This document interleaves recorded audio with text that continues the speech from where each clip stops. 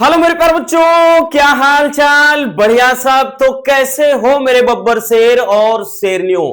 प्यारे बच्चों, चलते चलते हम एक बार फिर से बायोलॉजी के एक और न्यू क्वेश्चन पेपर को चलिए सॉल्व कर लेते हैं। एकदम लेटेस्ट पैटर्न पर, एकदम नए पैटर्न पर आधारित ये क्वेश्चन पेपर है बायोलॉजी का। हूबहू सेम आपका क्वेश्चन पेपर रहने वाला है और यहां तक कि बहुत सारे क्वेश्चन भी आपको यहां से बोर्ड एग्जाम में दिखाई पड़ेंगे और इस बात की गारंटी 100% हम लेते हैं। तो चलिए देख लेते हैं कि कितने क्वेश्चन आएंगे, कौन से क्वेश्चन कितने नंबर का हो सकता है, कितने ऑब्जेक्टिव होंगे, कितने शॉर्ट टाइप के होंगे, कितने लॉन्ग टाइप के। सब कुछ जानना हमारे लिए बहुत ज्यादा जरूरी है। प्यारे बच्चों देखिए, सबसे ज्यादा जो पेपर में जरूरी होता है वो होता है आपको कि हाँ ये इंस्ट्रक्शन वगैरह देख लेना, जो कि आपको बखूबी पता ही हो गया। और आपका क्वेश्चन पेपर कितने नंबर का आएगा? तो ये आपका 70 नंबर का आएगा। तो बायोलॉजी हो गया, फिजिक्स हो गया, केमिस्ट्री हो गया, इनमें सबसे अच्छी बात तो यही है कि 30 नंबर प्रैक्टिकल मिलेगा और 70 नंबर का ही क्वेश्चन पेपर आएगा। तो यही हमारे लिए प्लस पॉइंट हो जाता है यहां से इसमें भी परसेंटेज बनाने के। ठीक। और बायोलॉजी एक ऐसा सब्जेक्ट है जिसमें अगर आपको क्वेश्चन का आंसर नहीं भी आ रहा है तो आप अपने से थोड़ा बढ़ा मतलब बना करके किस तरह से लिख सकते हैं। तो चलिए आज हम वो भी आपको बता देंगे, क्योंकि यहां आधे से ज्यादा आप अपने से बना कर भी लिख सकते हैं। इसमें टॉपिक ही ऐसे बनते हैं। शुरू करते हैं बिना किसी देरी के। पहला क्वेश्चन प्यारे बच्चों आपका बहुविकल्पी होगा, ऑब्जेक्टिव क्वेश्चन से शुरुआत होगी। ठीक है ना? चलिए देखा, बहुविकल्पी प्रश्न में बोलेगा कि सही विकल्प चुनकर अपनी उत्तर पुस्तिका में लिखिए। ये इस तरह से आपका क्वेश्चन देगा। तो पहला क्वेश्चन है कि टेपिटम परत का कार्य क्या है? सारे महत्वपूर्ण वाले हैं, याद रखना, इसीलिए बायोलॉजी में हमने ज्यादा से ज्यादा क्वेश्चन पेपर सॉल्व करवाए हैं। तो कह रहा टेपिटम का कार्य क्या है? टेपिटम क्या है? लघु बीजाणुधानी की सबसे भीतरी परत है। 3 नंबर वाले में भी बताया है, 2 नंबर वाले में भी, और इसको हमने एमसीक्यूएस वाले में भी बताया है। तो कार्य क्या है? पराग कणों का पोषण या फिर पराग कणों का निर्माण, या फिर बच्चों कह रहा है अंतःपरत यानी एंडोथेलियम का निर्माण, या फिर पराग कणों को नष्ट कर देना। तो ये क्या होता है? टेपिटम का कार्य पराग कणों का पोषण, साथ ही कुछ हार्मोन्स भी IAA IBA भी यहां से निकलता है, बट वो नहीं है। तो मुख्य कार्य जो है वो है पराग कणों का पोषण। आई बात समझ में? ये टेपिटम। और टेपिटम अगर पूछ ले किसका भाग है तो याद रखना, जो टेपिटम होता है ना बच्चों, ये लघु बीजाणुधानी, लघु बीजाणुधानी, लघु बीजाणुधानी कई बार पूछा गया है, जिसको बोला जाता है पराग कोश। ठीक है ना? क्या कहा जाता है? पराग कोश की क्या होती है? भीतरी परत है, कि सबसे भीतरी परत है, भीतरी परत है, याद रखना। ठीक है ना? टेपिटम क्या है? लघु बीजाणुधानी, जिसे पराग कोश कहा जाता है, इसकी सबसे भीतरी परत होती है। ठीक, टेपिटम। चलिए आगे चलते हैं बच्चों। अगला जो क्वेश्चन है, अगला क्वेश्चन क्या बोल रहा है? कह रहा कि निम्नलिखित में से एक अपरदहारी है। अपरदहारी, अपरद का मतलब मिट्टी, आहारी का मतलब आहार कर लेना, हारी। ठीक है ना? अपरद आहारी मतलब यहां अपरदहारी का मतलब मिट्टी का पोषण करने वाला, मिट्टी को खाने वाला। तो कौन सा है? विकल्प है केचुआ, मेढक, पक्षी, हाथी। और अब तो समझ में आ गया होगा कि मिट्टी का पोषण कौन करता है? तो केचुआ। केचुआ क्या है? एक अपरदहारी है, यानी मिट्टी को खाने वाला है। चलिए आगे देखते हैं अगला क्वेश्चन। अगला क्वेश्चन प्यारे बच्चों की, डेंगू बुखार बोले थे जिसको हड्डी तोड़ बुखार भी कहा जाता है, डेंगू बुखार कह ले या हड्डी तोड़ बुखार का वाहक क्या है? एनाफिलीज है, एडीज है, क्यूलेक्स है, इनमें से कोई नहीं। तो प्यारे बच्चों क्या हो जाएगा? एडीज हो जाएगा। इसमें याद रखना, याद रखना कुछ में देखिए सबका हम बता दे रहे हैं कि जो पहला होता है बच्चों कि यहां से डेंगू का क्या होता है? मादा एडीज इजिप्टी, मादा एडीज इजिप्टी।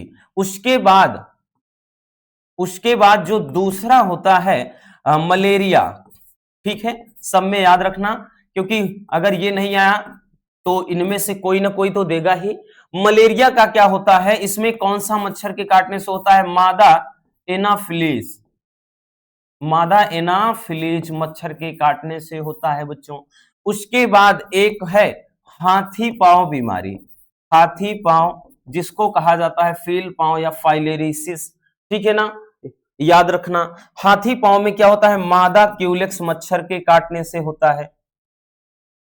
तो मादा क्यूलेक्स सब मच्छर ही हैं, बट याद रखना यहां पे बीमारी याद रखिएगा आप, ठीक है। तो ये सब याद रखना, ये बढ़िया तरीके से अपने माइंड में रख लीजिए कि डेंगू बुखार मादा एडीज एजिप्टी के काटने से होता है, मलेरिया मादा एनाफिलीज, हाथी पांव मादा क्यूलेक्स मच्छर के काटने से होता है, ठीक है ना।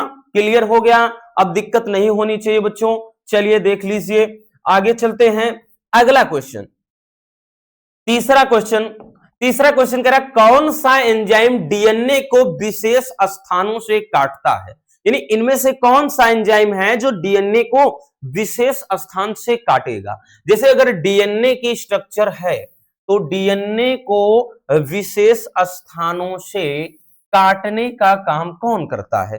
हमको मालूम है बबुआ कि इसमें जो होते हैं, ठीक, ये इसमें क्या है, नाइट्रोजन क्षार हाइड्रोजन बंध द्वारा इस तरह से बंधे होते हैं, ठीक है, इस तरह से बंधे होते हैं। तो इनको काटने का काम, मान लेते कुछ इनको कुछ विशेष स्थानों से ही, जैसे यहां से काटना है, इनको कुछ ये विशेष स्थानों से ही काटते हैं, तो इनको काटने का जो काम है वो कौन करता है, ये आपको बताना है, ये आपको बताना है। पॉलीमरेज करता है या फिर एंडोन्यूक्लियस करता है या फिर एक्सोन्यूक्लियस करता है या फिर लाइगेज करता है। तो प्रतिबंधन मतलब ये क्या कहते हैं, एंजाइम डीएनए, मतलब कौन सा एंजाइम काटता है, तो प्रतिबंधन एंडोन्यूक्लियस, ठीक है। कौन सा होता है बच्चों, तो नाम पूरा होता है प्रतिबंधन एंडोन्यूक्लियस एंजाइम। और ये जो लाइगेज होता है ना, इसका काम है जोड़ना, ठीक है ना, इसका काम है जोड़ना, जबकि इसका काम है काटना, इसका काम है बच्चों काटना, ये काटता है। तो लाइगेज जो एंजाइम है वो जोड़ने का काम करता है, और जबकि ये एंडोन्यूक्लियस इसका काटना नाम कार्य है। और इसी को मॉलिक्यूलर सीजर बोले तो इसी को आणविक कैंची या चाकू भी कहा जाता है, इसी को आणविक कैंची या आणविक चाकू भी कहते हैं, ठीक है ना, समझ में आ गया। चलिए अब आगे देखते हैं। अगला जो है, देखिए आपके 4 बहुविकल्पी हो गए, 4 बहुविकल्पी प्रश्न आएंगे, चारों आप बहुत सिंपल तरीके से कर सकते हैं, कोई दिक्कत नहीं होने वाली। फिर आपका निश्चित उत्तरीय प्रश्न या फिर जिसको हम अति लघु उत्तरीय प्रश्न बोलेंगे, ये आएगा बच्चों। ये 5 क्वेश्चन रहेगा, ठीक है ना, और ये सारे क्वेश्चन 1-1 नंबर वाले, इस तरह से 5 ये रहा, और आपका 4 बहुविकल्पी। तो 1 नंबर वाला क्वेश्चन कितना आएगा, 9 नंबर का, यानी 5 यहां से 4 बहुविकल्पी के, तो सारे 1-1 नंबर वाले, तो 9 नंबर का बहुविकल्पी प्रश्न, मतलब बहुविकल्पी, और ये मिलाकर रहेंगे। अति लघु उत्तरीय प्रश्न में ज्यादा लिखना ही नहीं होता। जैसे दिया है, पहला कह रहा है एलिसा तथा बीओडी का पूरा नाम लिखिए, तो फुल फॉर्म वाले क्वेश्चन भी बनते हैं, ठीक है। तो ये आपको बताना है कि एलिसा, और यहां पे क्या है, एलिसा का फुल फॉर्म बताना है, और एलिसा से संबंधित 2025 में भी क्वेश्चन आया है, और साथ में बीओडी से भी क्वेश्चन। तो देखिए एलिसा का मतलब क्या होता है, तो इसका मतलब होता है एंजाइम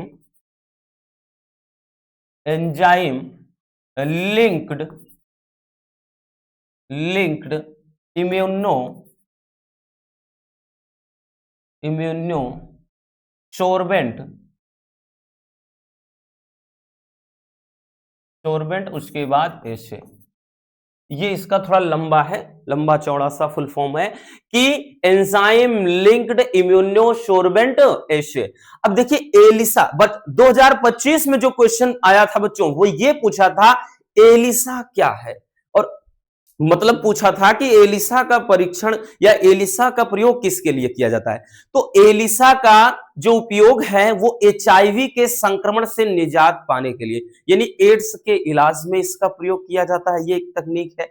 और साथ ही ये इसमें क्या होता है, गर्भावस्था की भी पहचान करने में या जांच करने में होता है। अगला है कि बीओडी क्या है, तो बायो केमिकल ऑक्सीजन डिमांड, इसका क्या होता है फुल फॉर्म, इसका होता है बायोकेमिकल, बायोकेमिकल ऑक्सीजन, ऑक्सीजन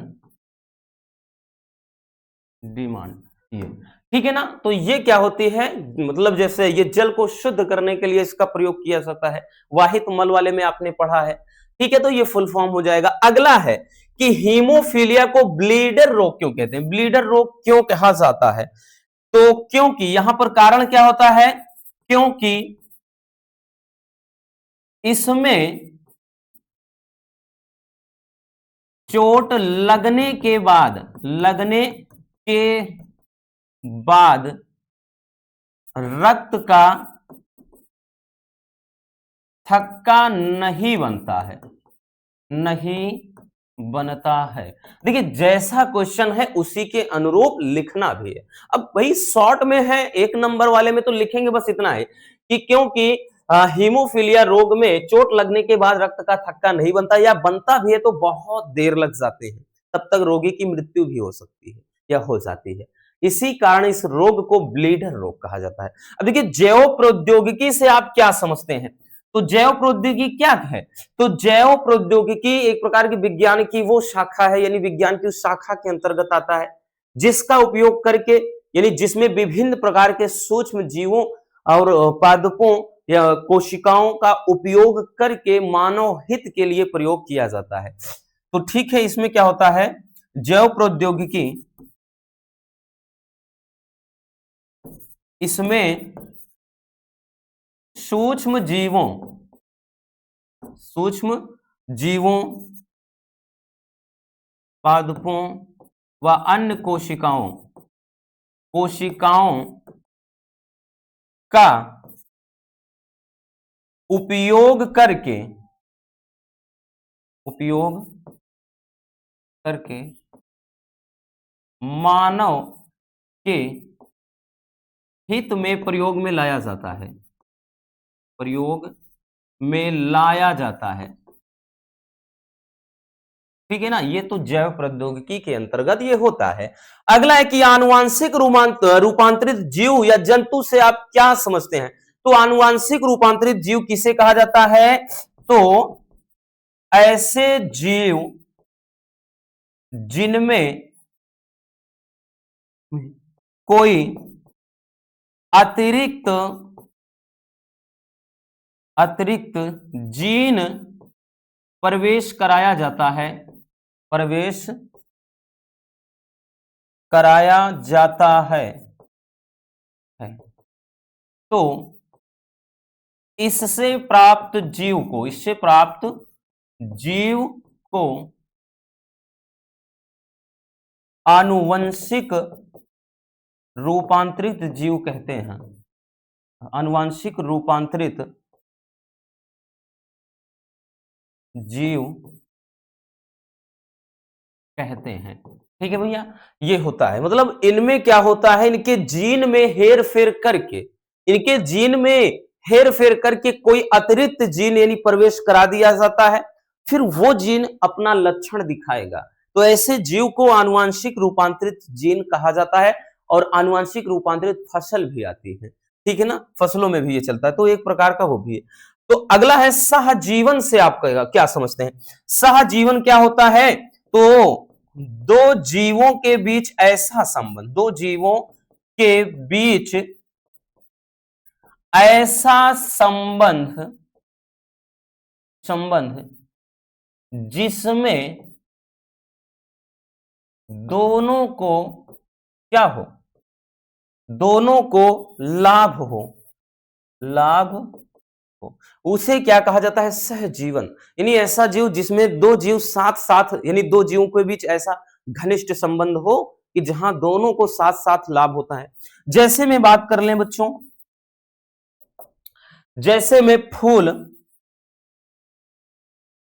व फूल व मधु, क्या लिख रहे हैं,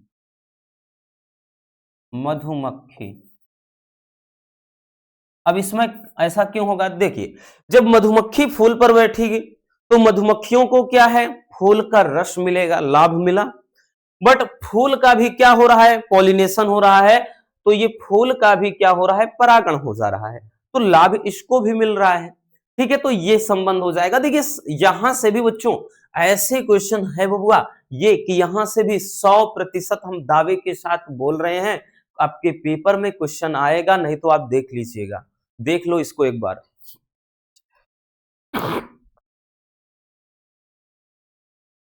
हो गया ना, चलिए आगे देखते हैं। अब देखिए लघु उत्तरी आपका पार्ट 1 शुरू हो जाता है। लघु उत्तरी जो पार्ट 1 होगा ना, यहां से बच्चों लघु उत्तरी जो पार्ट 1 होगा, हर एक क्वेश्चन कितने नंबर का, 2 नंबर का। हर एक क्वेश्चन 2 नंबर का। कितने क्वेश्चन होंगे बच्चों, 5 क्वेश्चन होंगे 2 नंबर का, के हिसाब से 10 नंबर का क्वेश्चन ये हो जाएगा। ये भी शॉर्ट में होते हैं, ज्यादा नहीं लिखना। जैसे दिया है कि मानव शुक्राणु का एक नामांकित चित्र बनाइए, तो डायग्राम से संबंधित एक क्वेश्चन रहेगा। ठीक है, अगला है कि मेंडल ने, मंडल नहीं होगा, मेंडल ने अपने प्रयोग के लिए मटर के पौधे का चयन क्यों किया था। तो ये हमने बहुत अच्छे से समझाया है बच्चों 3 नंबर वाले क्वेश्चन में भी, क्यों किया था। तो देखिए ये है सब बनाने, मतलब बना बनाकर लिख सकते हो अगर आपने थोड़ा भी तैयारी की है। तो मेंडल ने जरा ये बताओ कि मटर के पौधे का ही चयन क्यों किया। सबसे पहला, मटर 1 वर्षीय पौधा है, क्योंकि थोड़े समय में ही इसमें फूल और फल आ जाते हैं। ठीक। दूसरा, इसे आसानी से कहीं भी उगाया जा सकता है, भाई छत पे आप गमले में उगा लीजिए या इधर कहीं आप छोटे जगह में उगा लीजिए। तीसरा, इसमें फूल व फल बहुत ज्यादा लगते हैं ताकि अच्छे से एक्सपेरिमेंट हो जाए। ठीक है, ये चीज होता है। और इसमें आसानी से कृत्रिम परागण यानी क्या होता है, आर्टिफिशियल पॉलिनेशन भी आप करा सकते हैं, कृत्रिम रूप से परागण। तो कई तरीके से, यानी इसमें क्या होता है, मतलब ऐसे बहुत सारे कारण हैं जिसके कारण से मेंडल ने मटर के पौधे को चुना। याद रखना, आई बात समझ में। अगला है आनुवांशिक कोट की विशेषताएं, तो इसको भी तो बता चुके हैं बढ़िया से। आनुवांशिक कोट में अब सुन सुनकर तैयार हो गया होगा। आनुवांशिक कोट की विशेषता में आनुवांशिक कोट त्रिक होता है, यानी ट्रिपल होता है, कोमा विहीन होता है, इसमें कोमा नहीं लगे होते हैं, सार्वत्रिकता को दर्शाता है। ठीक है ना, तो ये ऐसे आप 3 से 4 लिख दीजिए। अगला है बीटी कपास पर टिप्पणी लिखिए।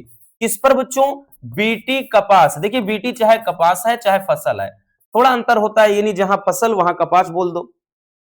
तो आप लिखेंगे, सुनिएगा कि बीटी कपास बीटी जीवाणु के द्वारा उत्पन्न या बीटी जीवाणु के द्वारा तैयार की गई फसल, मतलब क्या है, एक कपास की प्रजाति होती है जिसे बैसिलस थुरिंजिएंसिस नामक जीवाणु से तैयार किया जाता है, और यह एक आनुवांशिक रूपांतरित पौधा होता है। ठीक है, और ये कीट प्रतिरोधी होता है, अर्थात इसको जब कोई कीट खाता है तो बीटी जो जीवाणु होता है वो कीट के शरीर में अंदर जाकर के बीटी विष उत्पन्न कर देता है। जब बीटी उस विष उत्पन्न होगा तो कीट की जो आहार नाल है वो फट जाएगी और जो कीट है मर जाता है। बस ऐसे बना कर लिख देना है बबुआ। अगला है कि सक्रिय और निष्क्रिय प्रतिरक्षा क्या होता है। तो सक्रिय और निष्क्रिय प्रतिरक्षा के बारे में बताना है। ठीक है ना, देखिए सक्रिय में जैसे आपका टीका उका वाला है जिसमें उपार्जित, और आपको बताया था ना कि सहज और उपार्जित प्रतिरक्षा, वो क्या कहते हैं, सहज और उपार्जित में बताया गया ना था, पूरा सेम है सक्रिय और निष्क्रिय प्रतिरक्षा। ठीक है ना, ये लंबे समय तक इसका प्रभाव नहीं रहता, इसका लंबे समय तक जो प्रभाव रहता है वही चीज है। ठीक है, एक अंतर की तरह लिख देंगे तब भी काम चलेगा। तो ये लघु उत्तरी पार्ट 1। अब लघु उत्तरी पार्ट 2, ठीक यही अच्छे से समझ लीजिए। लघु उत्तरी पार्ट 2 में सारे क्वेश्चन कितने नंबर वाले, 3 नंबर वाले। कितने नंबर वाले बच्चों, इसमें सारे क्वेश्चन 3 नंबर वाले। फिर से बोल दे रहे हैं 12 क्वेश्चन आएगा 3 के हिसाब से 36 नंबर वाले में। यानी अगर आप समझिए कि 70 नंबर के क्वेश्चन पेपर में 36 नंबर का क्वेश्चन पेपर केवल 3 नंबर वाले आएगा। इसलिए बोल रहे हैं लास्ट टाइम फिर से एक बार हम फिर से इस वीडियो के डिस्क्रिप्शन में 3 नंबर वाले क्वेश्चन की जो वीडियो है लगा दे रहे हैं। फिर से एक लास्ट बार आपसे बोल दे रहे हैं बच्चों, हम्बल रिक्वेस्ट है, एक फाइनली अंतिम बार देख लीजिए, ठीक है ना, नहीं तो हो जाएगा धोखा।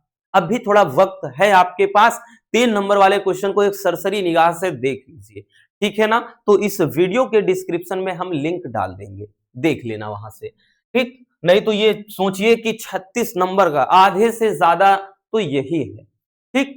अब देखते हैं, जैसे पहला क्वेश्चन है कि मानव में कैंसर रोग के कारणों का वर्णन कीजिए। तो कैंसर रोग का क्या कारण है, बढ़िया तरीके से समझाए हैं, 2 नंबर वाले में भी समझाए हैं। तो इसमें बहुत सारे कारण होते हैं, नंबरिंग करके आप लिखिए। एक्स किरणें हैं, यूवी यानी अल्ट्रा वायलेट रेज होती हैं, कांगरी है, ठीक है, धुआं मतलब जैसे होता है ना जो फैक्ट्री हो गया, बड़ी बड़ी जो चिमनियां हैं उनसे निकलने वाला धुआं हो गया, ठीक है, पॉल्यूशन प्रदूषण हो गया। तो ऐसे बहुत सारे कारण लिख सकते हैं बनाकर। एलर्जी किसे कहते हैं, इसको उदाहरण से ही समझाना है। देखिए, जब हमारा शरीर बाह्य भौतिक कारकों के प्रति प्रतिक्रिया उत्पन्न करता है तो ये अवस्था या घटना ही एलर्जी कहलाती है, ठीक है ना, समझ में आ गया। यानी जब हमारा शरीर कुछ विशेष भौतिक कारकों के प्रति क्या करता है, प्रतिक्रिया, विपरीत प्रतिक्रिया उत्पन्न करता है, तो इस प्रक्रिया को क्या कहते हैं, मतलब इस घटना को एलर्जी। अब विपरीत प्रतिक्रिया में जैसे शरीर में खुजलाहट आ जाए, ठीक ना, दाने निकल आए, तो ये सब भौतिक मतलब ये क्या है, प्रतिक्रिया है। और भौतिक कारक में क्या है, तो एलर्जी में किसी को सनलाइट, सूर्य से एलर्जी होती है, धूप से, किसी को धूल धुआं मिट्टी के कण इनसे एलर्जी होती है, किसी को परफ्यूम से एलर्जी होती है, और तो किसी को सौंदर्य प्रसाधन अन्य जो क्रीम वगैरह होते हैं, तेल, इनसे एलर्जी होती है। बट आज के टाइम में तो सबसे ज्यादा आदमी को एलर्जी है, ठीक है, आदमी को आदमी से। तो याद रखना, एलर्जी वही चीज है, ठीक, कि जब हमारा शरीर किसी बाह्य भौतिक कारक के प्रति विपरीत प्रतिक्रिया उत्पन्न करे तो ये घटना एलर्जी कहलाएगी, ठीक। अब ये एलर्जी के कारक में हमने बता दिया ना कि धूल धुआं, मिट्टी के कण हो गया, परफ्यूम हो गया, सूर्य का प्रकाश हो गया, तो इसे आदि में लिख देना।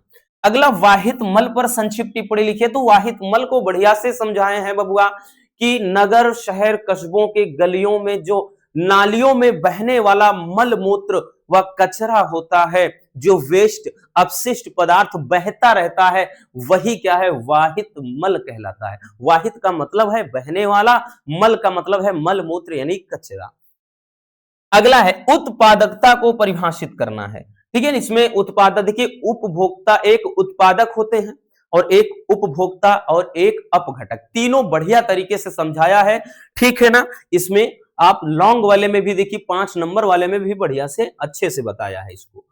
अब देखिए अगला क्वेश्चन, अब 5 के देखिए, 4 में 4 क्वेश्चन, 5 में 4 क्वेश्चन, 6 में 4 क्वेश्चन, सब में 4-4 रहेगा, इसी हिसाब से तो 12 क्वेश्चन बनेगा आपका, ठीक। तो यहां पे अब 5 के काम दिया है कि भ्रूण पोष क्या है और इसके विकास की प्रक्रिया। अब 3 नंबर वाले में इसको, 3 क्या 5 नंबर वाले में इसको बहुत अच्छे से समझाए हैं कि भ्रूण पोष में क्या होता है, कि इसमें केंद्रीय भ्रूण पोष और कोशिकीय भ्रूण पोष और उसके बाद हेलोबियल भ्रूण पोष, बढ़िया तरीके से कई मतलब तीनों को अच्छे से इसके विकास को समझाया है। तो ये 5 नंबर में आता है कभी कभार, बट यहां से देखिए 3 नंबर में आ गया है, कोई दिक्कत। अनिषेक फलन किसे कहते हैं, ठीक है, जब क्या होता है, मतलब बिना निषेचन के ही अंडाशय से फल का निर्माण हो जाए तो इस घटना को अनिषेक फलन कहते हैं। और इसमें भी अनिषेक फलन कहते हैं, और ऐसे फल को, जो फल बनता है वो अनिषेक फल कहलाएगा। इसमें भी एक अनिषेक बीजता चलता है और इसी में कायिक जनन इसी के थ्रू आता है, जो कलम वगैरह लगाई जाती है, ठीक है ना। चलिए अगला है कि लिंग सहलग्न वंशागत को परिभाषित करिए और हीमोफीलिया और वर्णांध के माध्यम से इसे समझें। लिंग सहलग्न वंशागत क्या होते हैं, तो मनुष्यों में कुछ ऐसे रोग या ऐसे लक्षण होते हैं जिनका संबंध लिंग गुणसूत्र से होता है और इनकी वंशागति को ही लिंग सहलग्न वंशागति कहते हैं। और ये ऐसे रोग होते हैं जो पीढ़ी दर पीढ़ी चलते रहते हैं, और इसको हीमोफीलिया के माध्यम समझाना है। तो हीमोफीलिया क्या है, हमने बताया ना कि हीमोफीलिया एक ऐसा रोग जिसमें व्यक्ति को चोट लगने के बाद रक्त का थक्का नहीं बनता है और अत्यधिक रक्तस्राव के कारण उसकी मृत्यु भी हो जाती है। और वर्णांध क्या होता है? वर्णांध एक ऐसी बीमारी है, ये भी एक मतलब लिंग संलग्न रोग है। इसमें एक व्यक्ति कुछ विशेष रंगों जैसे लाल व हरे में अंतर नहीं बता पाता है। और यहां से क्वेश्चन ये भी बनता है कि इन्हें रेलवे में ड्राइवर क्यों नहीं बनाया जाता है? तो क्यों? क्योंकि इनमें लाल व हरे में अंतर नहीं बता पाता है, तो इसी कारण इनमें रेलवे में ड्राइवर नहीं बनाया जाता है। अगला है कि पीसीआर, तो पीसीआर पॉलीमरेज चेन रिएक्शन, क्योंकि इसका भी पूर्ण रूप कभी कभार पूछ लेता है। पॉलीमरेज ये होता है चेन रिएक्शन। तो पॉलीमरेज श्रृंखला अभिक्रिया बहुत अच्छे से समझाया है, जिसमें इसमें क्या होता है, अब दीर्घीकरण होता है, उसके बाद तापानुशीतन होता है, विकृतीकरण होता है, ठीक सब कुछ कई प्रक्रिया से गुजारा जाता है। 3 नंबर वाले क्वेश्चन में बताया है, इसीलिए बोल रहे हैं फिर से एक बार देख लीजिए बच्चों। ठीक, ये क्वेश्चन तो मोस्ट इंपोर्टेंट है, इसको बिल्कुल इग्नोर मत करना, नहीं पेपर में जब छपेगा फिर आइएगा, हम बताएंगे तभी समझ पाएंगे कि हाँ सर ने जो बोला था हमने गलती किया, नहीं देखा। ठीक है ना, इसीलिए बोल रहे हैं, एक बार अभी भी टाइम है, डिस्क्रिप्शन में वीडियो पड़ी है, जाकर देख लीजिए। ठीक, अगला क्वेश्चन नंबर 6 के का खा गा घा करके देख लेते हैं। खाद्य श्रृंखला और खाद्य जाल में क्या अंतर है? इसके पहले ही अंतर वाले क्वेश्चन को हमने करवाया। खाद्य श्रृंखला और खाद्य जाल में क्या अंतर है? इसमें ऊर्जा का प्रवाह एक दिशिक होता है, इसमें एक दिशिक नहीं होता है।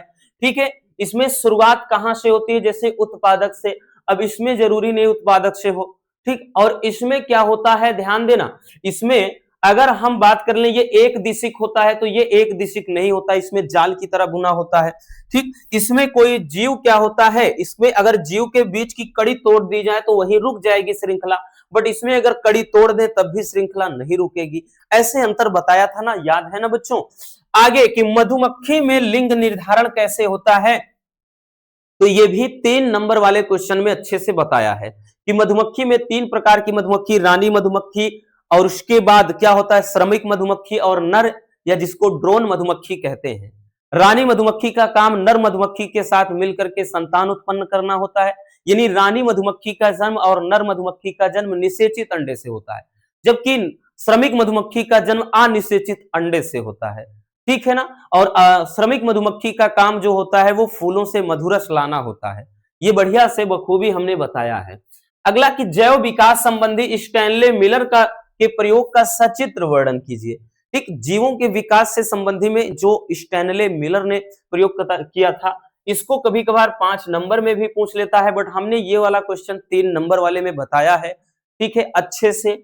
नेक्स्ट है टाइफाइड व न्यूमोनिया के रोगजनक कारक कौन है? तो टाइफाइड में कौन है?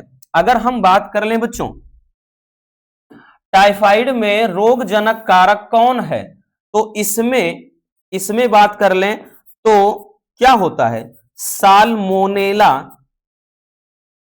टाइफी। साल्मोनेला टाइफी ये एक क्या है, जीवाणु है। साल्मोनेला टाइफी नामक बैक्टीरिया है, और इसमें क्या होता है, स्ट्रेप्टोकोकस